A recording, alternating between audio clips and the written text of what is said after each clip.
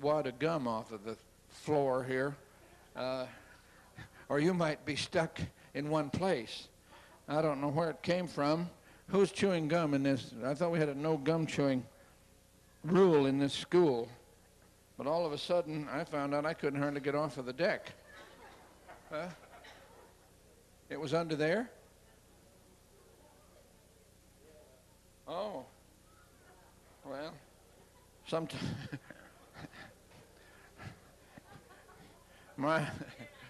as I say, yeah. Now, how about working on the heel of that shoe for a while?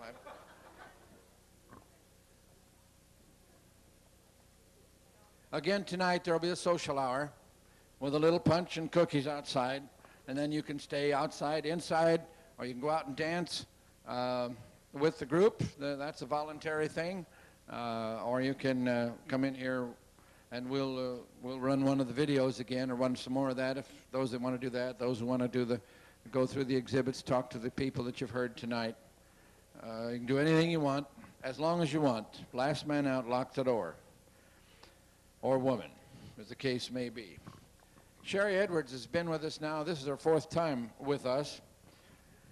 She is a talented, gifted lady in the area of sound and sensitivity and a number of other areas. I picked the title for her talk on the program from a book of hers called The Making of a Soul, although we could have called it also Scientific Sensitivity. She comes from Athens, Ohio, Albany, Ohio, one of those towns. Here it says Albany. Anyway, you teach at Athens. Is at the university there? No? In Virginia. She teaches at a university in Virginia. Try to get this straight, you folks. Well, anyway, she has a master's degree in education. She has uncovered some very exciting things in these areas of sound, sensitivity, telepathy, and a whole number of other things. Ruth Montgomery said of her, and I want to read it to be exact, she is quoted as saying that her work may be the Rosetta Stone of understanding metaphysics. We're glad to present to you folks tonight Sharry Edwards, Albany, Ohio.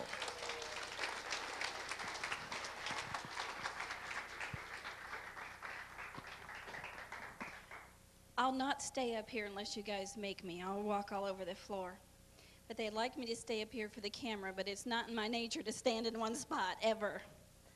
I was so excited when I found out what my topic was. I didn't know till about 2 weeks ago. I never know what's going to happen. And then laid on me was a tremendously exciting piece of information that brings psychic and science together. Last year in Denver, when I was with people said to me, so much of what you do is scientific. You aren't going to be with us very long.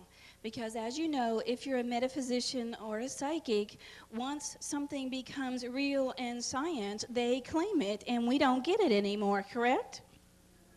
It happened to lots of us. And that really worried me, that how I could bridge that gap. I term the New Age, or define the New Age, as what's on the board here, that which is the forefront of change. I like that definition, and it's not opposed to science, but is part of science, and science is that which substantiates change. And I wanted to bring those two things together because I'm a scientist. And that's because I was too scared to be a psychic. I knew what was happening to me was real. My family certainly had enough fits about it. I used to go to family reunions, and they'd do.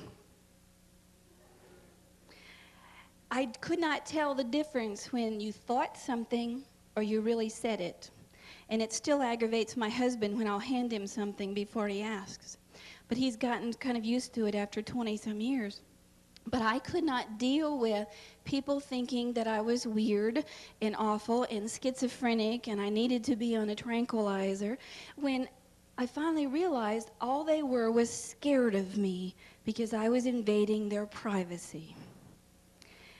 They didn't tell me that. As a child, it was very traumatic. So as I grew up, I decided to be a scientist and prove that I was sane, which is one of the stupidest things I could have done.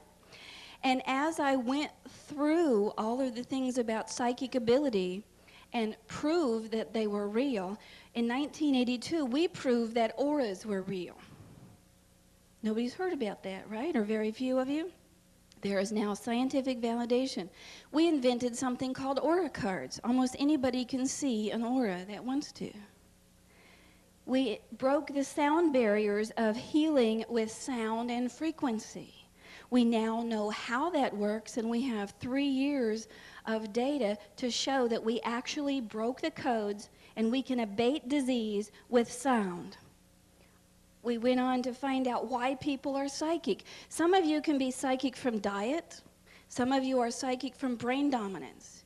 And we can tell that, and we can tell how your psychic ability works, and we can get rid of it if you want, or we can enhance it if you'd like.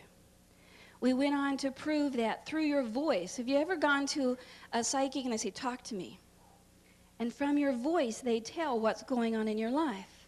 Well, we have a little machine. I have it back here. From a voice analysis, we can now tell what's going on in your body within about 4 years before it happens. We can tell what's going on in your environment, what's happening with your emotions, what's happening with your diet, all from a little box. And since it's a piece of equipment that is regulated and somebody accepted it, that little box is now psychic, and it's science, so it's real. Is that dumb? I think it's extremely dumb on the part of scientists, but they're scared. Just like my parents, my relatives were scared that they didn't know what to believe because there was no proof except in our hearts and our minds. We couldn't show it to them with valid scientific information. We know we're valid in this room, right? We know what we're doing is a good thing, but they don't. I don't have to stand up here and say, I proved such and such, and have you guys look at it like I'm some great person, because you already knew you were real. The only thing that I'm going to hand to you this evening is a way to bridge psychic and science. Because we took the last step, we now can prove that the orbits of the planets affect brain waves. Astrology, which I never believed in before, can now be shown to have some scientific basis. And that doesn't mean that that's great and wonderful and astrology's wild and scientific. I mean, that piece of it doesn't mean much to me. And I'm sorry if I'm insulting any astrologists out there. But what I'm excited about is that everybody who said we're nuts, that you read this column in the paper, everybody who said that psychic ability is not valid, and astrology is probably one of the oldest psychic sciences in the world outside of mediumship, it now shows that what we believed in our hearts and by faith has a scientific reality. So big deal, right? Anybody interested in hearing how this happens? Can you put up that first transparency here? We have to dim the light so this will show on the camera. This is exciting to me because it will bring the realm of psychic ability into science. And as Dean can tell you, and many of you who have been with me in the last few years, I always try to bring in new words. Are you guys using extrusional from last year? Anybody? No? All right. I'll explain that one. Extraordinary means that you're extraordinary, and I thought we're extra unusual, so why not be extrusional? I kind of like the word, right?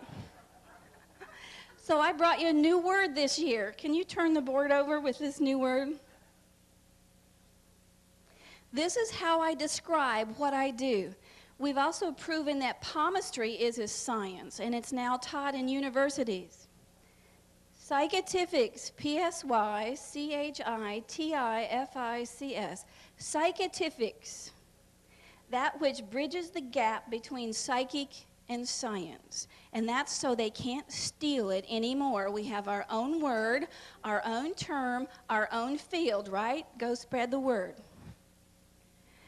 When we first started these research projects, when we first started dealing with the aura, it happened because I have high-frequency hearing. I have hearing beyond a dog's hearing. I'm a mutant. My voice is also mutated. I can produce pure tones with my voice. And nobody could understand how I could do that because it was against every textbook that had ever been written. People cannot hear at the range that I do. So they better rewrite their textbooks or I'm not from here. And you guys can take your choice of what you'd like to believe. When we did this research project, we found out that you emit a sound and you emit a sound, and they're all different. And from that sound, we could tell what you were thinking. That means that privacy is really an illusion and we're just polite people out here not dealing with it. When we used a musical, I can't tell which one is not covered up here. Here. When we used a frequency, when I reproduced a pure tone, we knew from the sound that you were emitting what sounds to give you back to decrease your blood pressure to the point that you could pass out. Is that a powerful tool? To heal or to kill, either one, right? If you take a tuning fork, can't hear that, can you? You can hear a little bit? This vibrates at 440 cycles a second. That vibration produces the note of A. We found out that it also has a corresponding interpretation, just the note of A. It meant a mental and physical balance. We could put you in a room and find out what sound you were emitting and tell pretty nearly what was going on with you. Now, we could tell that you were satisfied. We couldn't tell what about. Or we could tell that you were studying or very intellectual, but really not what it was about.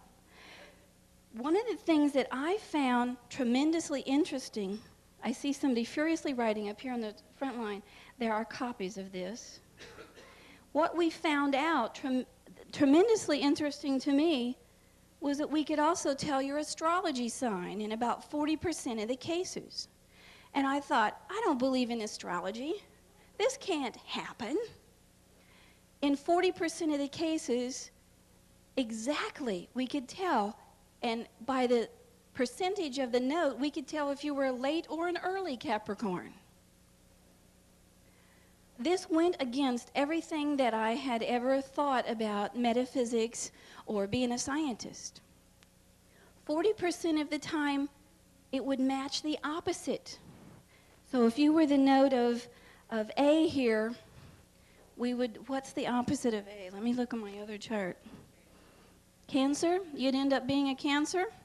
So now we got 80% of the time, and I started looking at that, why people were 40% of the time an exact opposite. And we found out that those of you who are right-brained were the opposite of your sign. And we used that information with some of the sound research we were doing, and we got tremendously better results. So any of you out there who are using color or frequency therapy, that's an extremely valuable point to get more consistent results with the people you're working with.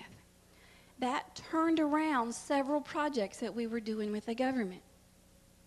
We also found out that there was a corresponding color. And we found this out by taking the frequency of sound and multiplying it.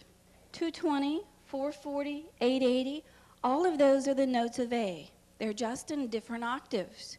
And when you multiply this 42 times, you get up into the sight spectrum. And in the sight spectrum, this is a shade of orange. And everybody, or a lot of you know that if something vibrates at orange, it screens out everything but a shade of blue, and we see it. This man's shirt right here is not blue by vibration, it is orange. It just screens out everything but the blue that we see. This is what's left over. So any of you who are working with color healing and you have somebody who's a right-brained person, you need to use the opposite color on them. And that's extremely important. As we developed this chart, we also found out that the sound of your name or of any word that you speak also had a corresponding vibration to it. And for this particular one, the letters are CH, H, and S. We worked on this for years trying to find those letters and finally found a lady in Cherry Hill, New Jersey, Shirley Kiley, I love her. She had already interpreted this straight out of Jewish mysticism. I had racked my brain for years trying to do this, and somebody already wrote it thousands of years ago. I figure somebody wrote everything that I'm doing. I just got chosen to remember it and pass it on. And some days I think, oh, what a debt I must have had to society. The complete chart of this looks like this. And I call that a color calm chart in dedication to my daughter. I could straighten it up, couldn't I? I did it the wrong way. I did this because we were teaching auras to nurses. We were teaching them to see, feel, and hear auras in emergency room situations.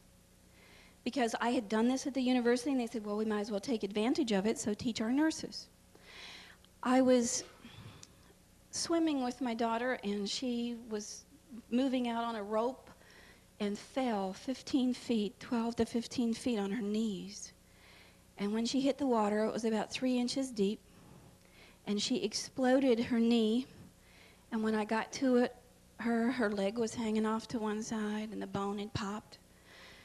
And I am terrible in an emergency, but it just went. It just clicked like this, and I shoved the bone back and put the leg back where it needed to be. It didn't fit well, but I put it back, tied a towel around it, and I thought, I'm going to watch my daughter die, because we were 45 minutes from help.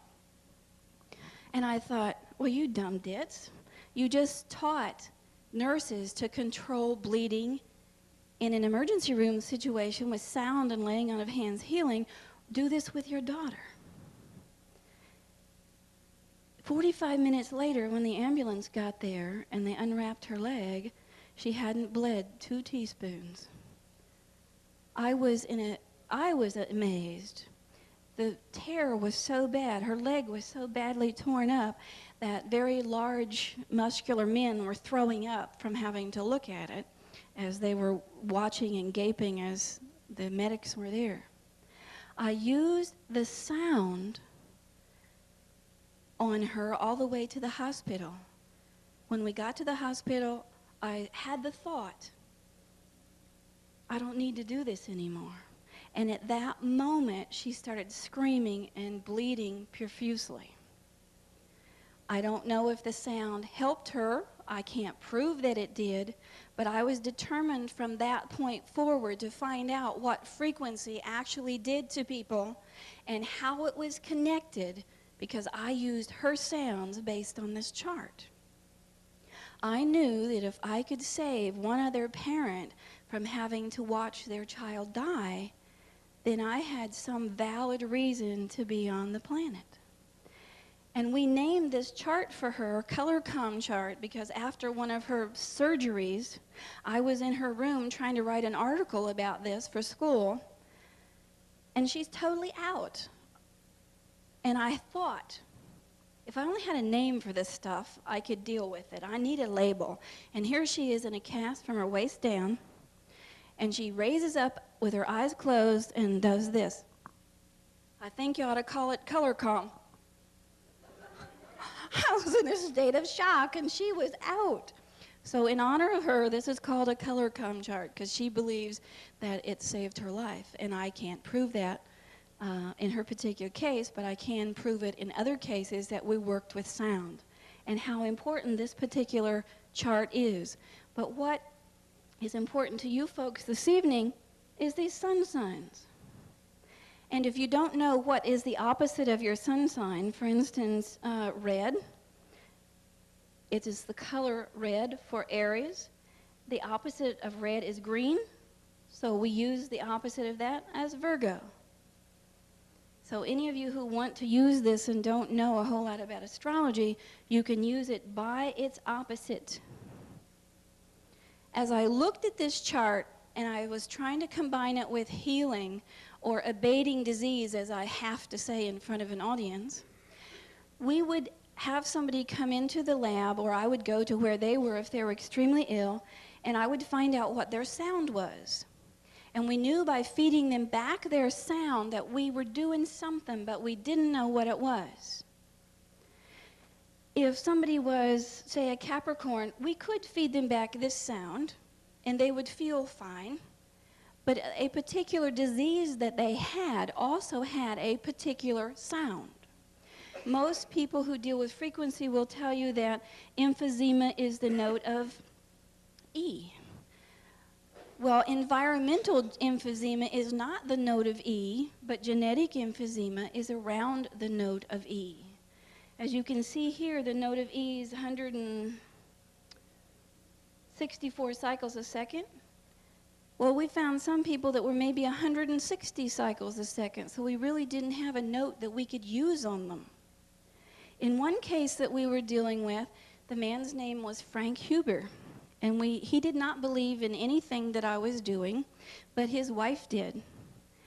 He had emphysema to the point where he was having wheezing attacks and couldn't breathe, and he would come staggering home. Have you ever seen anybody in an emphysema attack? It's kind of what it sounds like. And I made him a tape on normal iron oxide tape, and I made it in a musical note. What it would do for Frank would subside his emphysema attacks.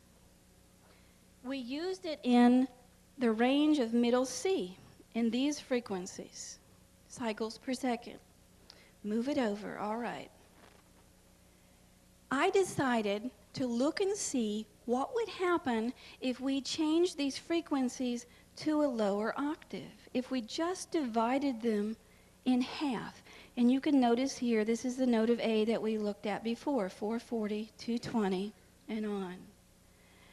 Well, the more that we divided these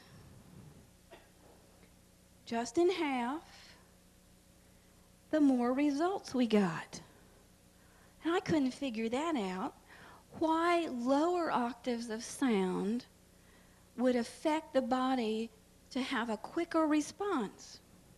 But we were getting down in this section where we couldn't put it on tape because you can't hear it. Then something phenomenal happened. As we divided these down, I began to recognize that the fourth division was almost exactly beta brainwaves for the human mind. I thought, oh, that's kind of a nice coincidence. I divided again. Alpha brainwave parameters, and I began to get suspicious that something was going on here, that I could go back to this color com chart and answer my question of why 40% of the time your sound matched your astrology sign. I took it down a step further, and it matched theta brainwaves, and I knew I had something on my hands here. The human brain answers a response to musical notes. How? How could that possibly happen that your brainwaves answer a response to music? It made no sense to me whatsoever. I started studying about what Hans Berger said with brainwaves. What he did was put a group of people in a room, and he hooked them up to electroencephalograms, and he had them do math problems, and in a math state, your brain waves went from here to here, you as a group. And these people over here, they put you in a state of meditation and prayer, and your brain waves went from here to here as a group. They clustered in these little parts. And this is how he came up with where brain waves are divided.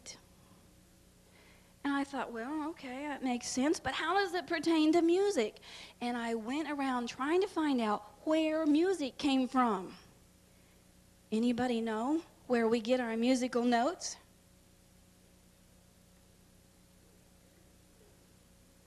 Kepler and Kaiser did it.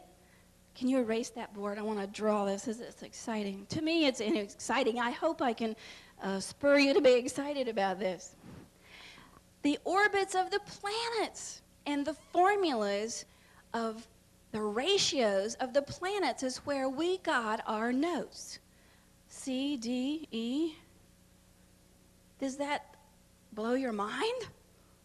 Did mine. I guess I'm easy to impress. Here's the sun. The elliptical orbits, although the planet's orbits change, the farthest and the most nearest part to the sun stay almost exact. So here's the first planet, and they said, well, that's the ratio of 1. Here's the second planet. That's the ratio of 9/8 to this ratio. The third one was 5/4, 4/3, 3/2, 5/3, and 15/8. And this, if you start with the notes of 440, this is the note of C, D, E, F, G, A, B. The planet's orbits affect your brainwaves. We just proved it. There's one problem with this idea. Delta actually has 2 octaves of sound. For normal brainwave patternization, 1 to 3 is delta. There's actually 2 octaves in there. And I started looking at this and I said, what would happen if we use these lower octaves that are non-sound? I say sub-audible sound, but that's kind of stupid because if it's sub-audible, it's not sound. So it's really sub-audible frequency. And I looked at this and started using sounds that were below normal hearing levels. In this alpha range, we found that we get an emotional response when we use frequencies in this range. When you use a beta range, you get a physiological response, a large motor response. In the theta range, we get a biochemical response. In the first delta range, here we go, folks. This ties in with everything anybody has said in this room in the past 3 days. Peter talked about it, Arlene talked about it, many of you. With delta, we got a bioelectric response. With what I call X here, and I don't even have a name for it, if any of you do, let me know. We got a biomagnetic response to the point that the body began to repattern itself after we gave you the sound that you had missing. You require this entire formula that the planets have put together as our macrocosm in your microcosm body.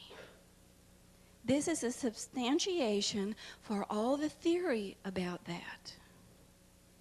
This is a substantiation about natural healing, about psychic healing. These are the frequencies that you folk use. We stuck needles in you and found it out.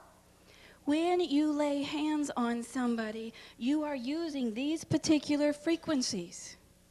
You are repatterning the electrical and the magnetic body so that it in turn makes you a new piece of fiber, physical, whatever it is. It proves what Peter was saying about it's our mind that does it first.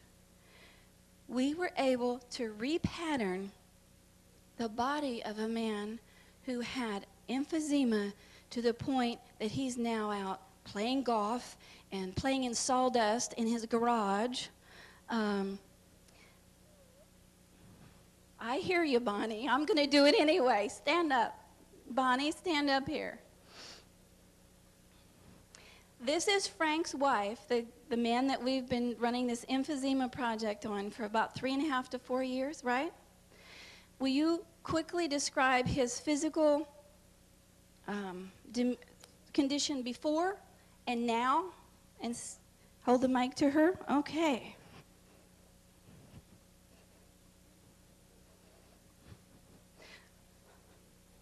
I didn't tell her I was going to do this. Never does. I have a big voice. His condition before was, in a word, terrible. He couldn't sleep at night unless he was sleeping in a 45-degree angle. It would take him a half hour to dress in the morning. It would take him about 20 minutes to walk to the table to eat, and then rest most of the day.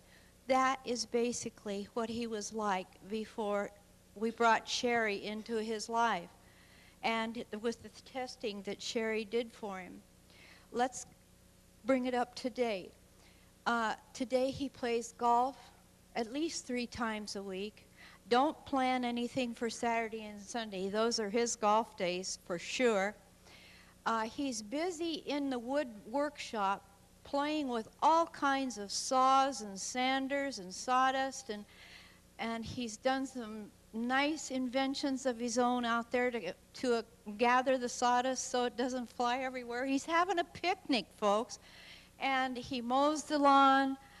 He has wonderful energy. He sleeps all night. He eats well. He looks great, and he loves me greatly. I won't comment on that, Bonnie. Would you comment on the fact that his last x-rays showed less congestion and garbage and scarring in his lungs? Yes, I witnessed the last x-rays, and they're clear. I looked very diligently for scar tissue. In fact, I asked the doctor to explain the lung x-rays, and he said, well, they're fine. In fact, about a week ago, we went to see the doctor again, and he signed Frank's golf permit so that he can run a golf cart if he wants. He walks, but once in a while, if it's raining, he likes to use a golf cart, and they have to sign it so that he can run it all over the golf course. It's great. It indicates that those sounds that you have missing from your body are required for you to be healthy. Boy, that's going to be hard getting on camera, isn't it? It's because that pattern is universal for our particular solar system, and that each of you require a full octave of sound in your voice before you're perfectly at ease with being on this planet. What is the implications of that? I think this bridges the gap between psychic and science, because we were saying all along it's only frequency, right? How many people did you hear say that? It's only cycles per second of frequency. That's all sound is, that's all vision is, that's what psychic healing is, and we just broke the codes of that. Psychic means knowing you know something and not knowing how you know. We know how you know now, so it's not psychic anymore, it's scientific.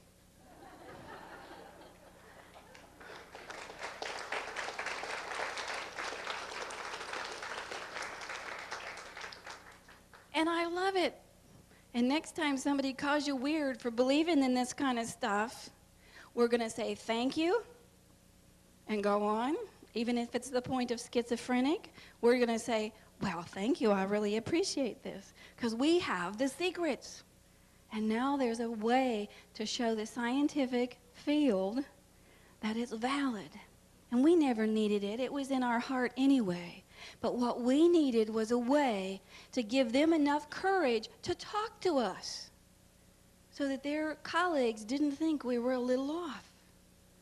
And now that we can show it scientifically, they'll have that courage to come to us for the beginning.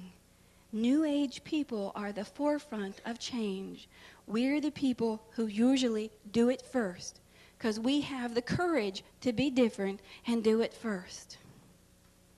The other, I think, extremely significant part of showing that human brainwaves affect the pattern or are the pattern of their solar system, if we can crack this one, and this is my next stage, we can take any solar system and tell what the brainwaves are going to be like and maybe depict what that life form is going to be in that solar system. Isn't that exciting? This gives me rushes up here, and I already know about it. I would like to open the floor to questions about what's going on here. I have no idea how much time is left. I haven't paid attention to a thing here. Is anybody else? 30 minutes, A whole 30 minutes? In my life, I finished early? 18 minutes?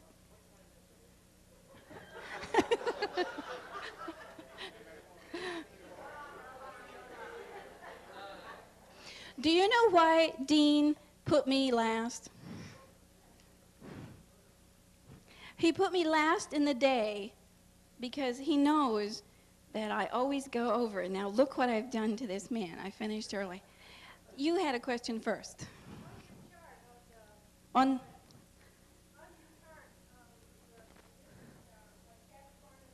Mm-hmm.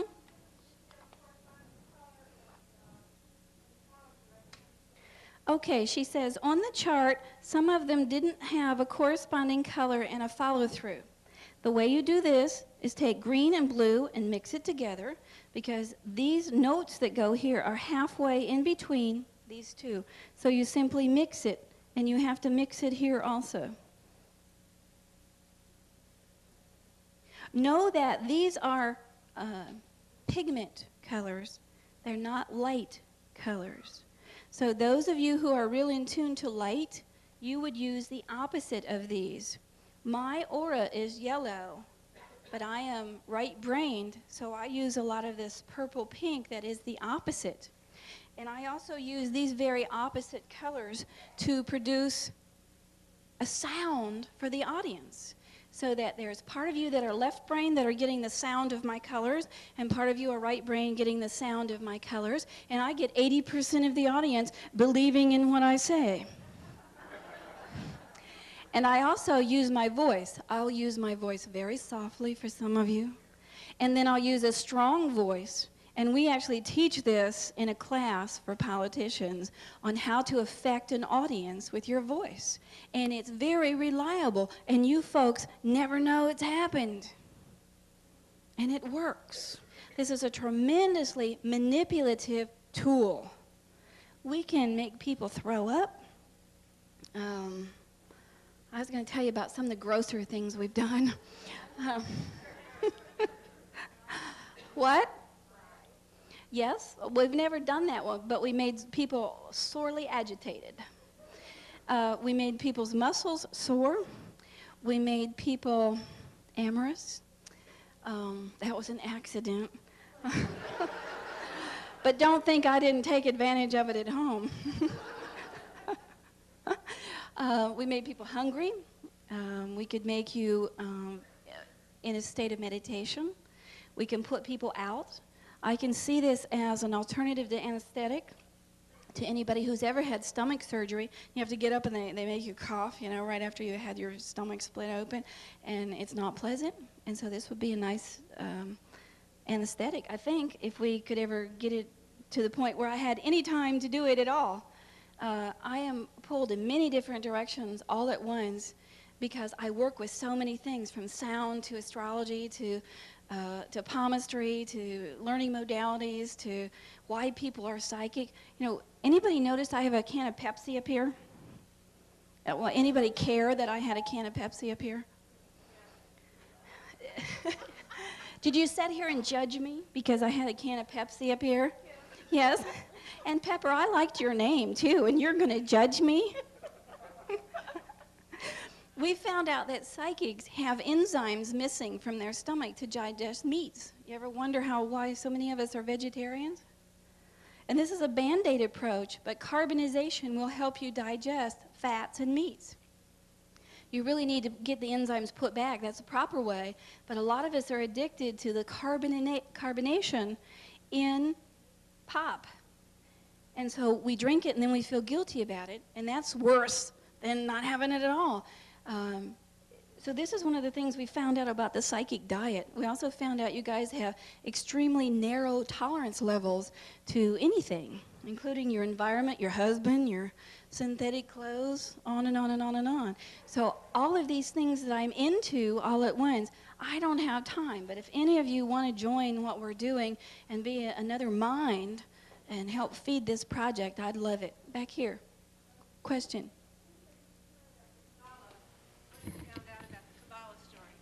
And the other thing is, how do you find the sound? How do you find the sound? How do we find the sound? How do you find it? Okay, I didn't finish the story about the Kabbalah. I thought I did. And how do we find out your own sound? Okay. About the Kabbalah, Shirley Kiley is the one that translated all this, and she simply found there are certain astrology signs that have letters that correspond to the emotional content assigned to that astrology sign. I didn't give you all of them because it's not original research with me. And you can get in touch with Shirley Kiley in Cherry Hill, New Jersey. I don't know her phone number, but don't call her before 11 at night. She is a night person. And she can finish the story because it's hers. I do have a listing at my table back here that any of you can come and take a look at to see if your sun sign matches, or if it doesn't, it probably matches somebody very significant to you. Now, how do you find your own sound? There are two ways to find your sound. One is from your voice, and that's the easiest way for you folks to do it. We do it with this little machine, and this is nothing more than a piano tuner that you can buy at any good musical store. This is a Boss one, and you have to hook up a mic to it. I like the Korg better. That I should get paid for advertising, I guess. But you can hook this up and look and see what's missing from your voice. Most of the time, what's missing from your voice is usually the sound that I will hear. Very few people have the high frequency hearing that I do to hear the sound, and people needed a way to know how to do this without me, because I can't be everywhere.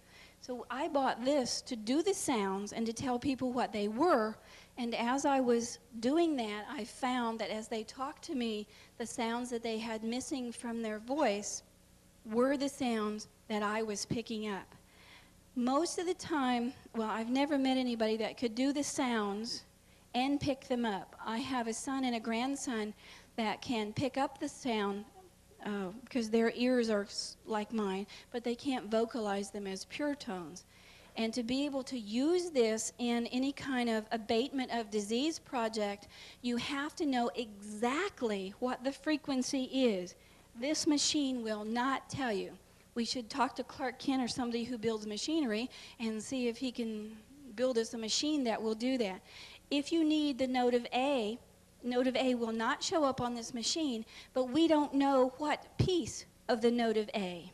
It may be 440, it may be 438, it may be 422.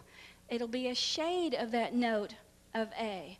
And the only way that that can work specifically is that if it's on the exact frequency. Bonnie can tell you twice her husband's machine got turned off the sound that it should be on. Once when we were showing it to a dentist, and Frank came staggering in from the garage, and I thought, oh, I've killed this man. And I turned the machine back, and 3 or 4 minutes he was up and out again.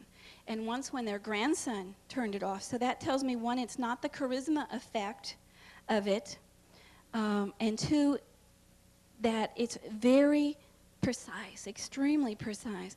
Now, Frank can turn the machine off now for days at a time, and it doesn't matter. But he's been on it for 3.5 to 4 years, but he can't turn it to another frequency. And I was really concerned when this first started that he was going to be addicted to the machine, just as he was addicted to the medication we were trying to get him off of. That happened in the beginning, but now he can be away from it for more and more time. And I think it's giving his body the reprieve to heal itself. Question here in the middle.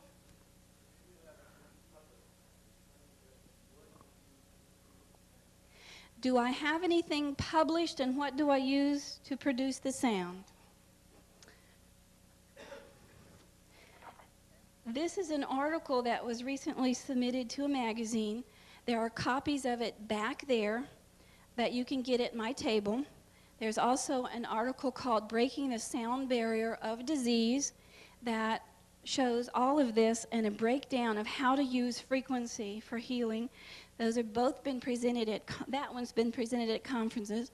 There's one back there called The Pilot Perspective, and that's the first project we did in 1982 with the School of Nursing, Music, Hearing and Speech Sciences, and Interpersonal Communication.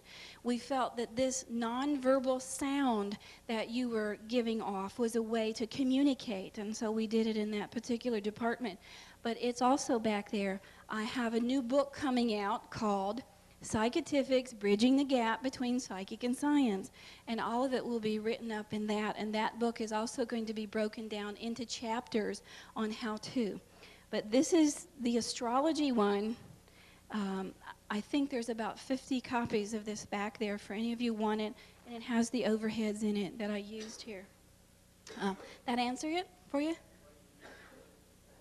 What do I use to produce the sound? We've invented something called a SMAD, a self-management auditory device, and it creates in combination 2 to 3 different sounds depending on what people want. It hooks right into the stereo system, and it runs 24 hours a day in someone's home, and the sound is produced by mixing sounds, by mixing 2 sounds in left and right. That's as far as I can explain, because that's as far as I know. I just explained to the electrician I want it to do that, and so he built it. And we run the research projects with that. We have a lab that we work out of at the university. This is my doctoral thesis, and so we're working hard to try to see what happens with it. But I will readily admit, I don't know what I'm doing. I'm just kind of munching around and looking to see what will happen. And when I find babies, we had 2 cerebral palsy babies, and both of them were under 4 years of age. They both had the same sound missing, exactly the same frequency. If there's such a thing as a sound for cerebral palsy for young babies, wouldn't it be neat if we could give them a sound and make it go away? It doesn't work for adults with cerebral palsy. Their sounds are different. But for these 2 babies that we had, they were exacting. You had a question?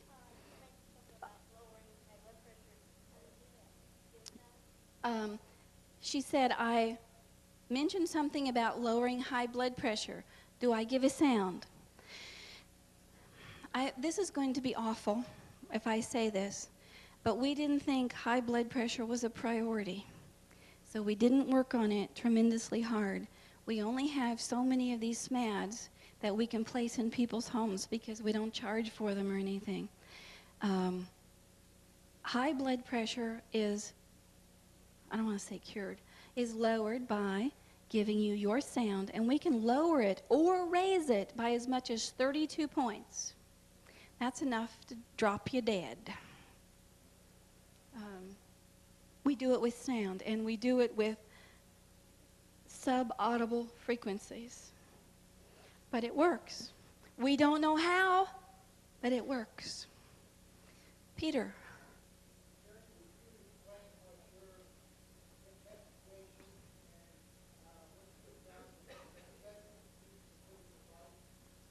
Peter said, what do judgments do to the physical body? You can tell Peter and I spend a lot of time together. When we put people in an environment where they were required to make a judgment, like we would give people a picture of leprosy or a grossly overweight person, because I had that real prejudice against overweight, their body frequency would change and hold the thought. For instance, with Patrick here, can I use you as an example? Okay, let's say his body frequency was 220. I'll make that up because it's a nice, easy number. We give him a picture of Uzi sores. Oh, that's not going to affect him. War. Terrible atrocities with war would affect him. The sound would change. And he'd walk away with that sound that was changed. He literally became what he judged. And he walked away with his body frequency holding that judgment. So every time you make a judgment, well, I should say that the other way. It's not for you that I don't make a judgment about you. It's for me. Because I don't want to carry it around. And when I quit making judgments about fat, I started losing weight. And I loved it. But you literally become what you judge. Every time you have a thought, by our scientific findings, your energy pattern changes, and we can measure it every time. And we can also dictate what you're going to feel a lot of the time. We can dictate what magazine you're going to pick up in our receiving room by what sound we gave you in the lab. Is that wild? You're also manipulated by commercials. The same thing happens. When I get to 3 minutes, somebody tell me, because I have some more exciting news to tell you. It's 3.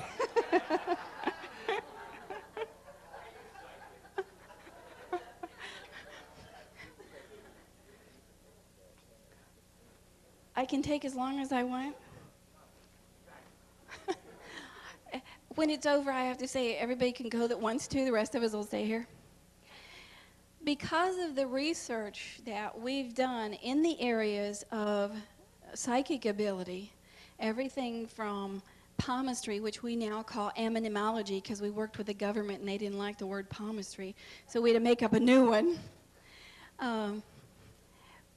From that to proving auras existed, to knowing about psychic healing, to this new thing about astrology, to voice analysis, to how psychics work, we were able to put together a certificate program for psychics who teach, or teachers who teach about parapsychology and psychic ability.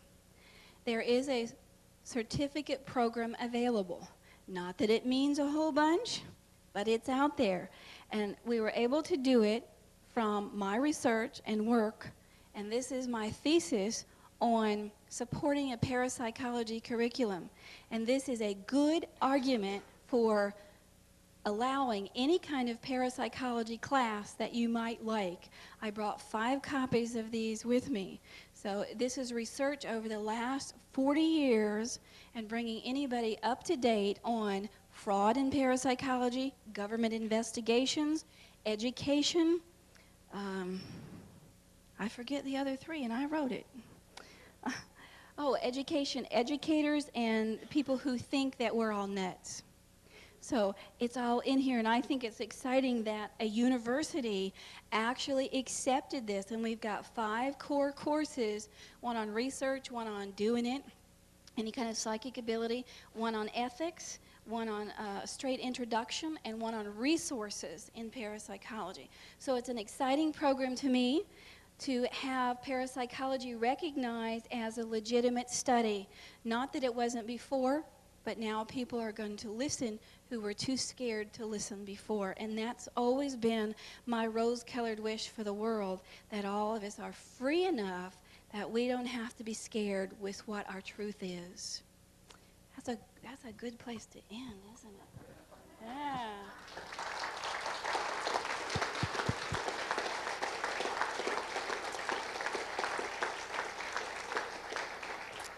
Thank you. We have a few more questions, so if any of you want to leave, you're free to while I answer these questions, if that's all right with Dean. Can I do that? All right. Yes? Tell them about the TV programs. We did an 8-part series for a station in Columbus, and we won all kinds of content awards for it. And we've just done, we don't have them finished. I was about to lie to you. We're in the process of doing 2 specials for PBS. One on the hand analysis, which is now in the universities and being taught to teachers. And we do need people to help us teach that. If any of you are interested, there's information back here. And one on sound. So those are in the works and should be out this summer. Somebody over there had a question, then they moved to my table. All right, no more questions?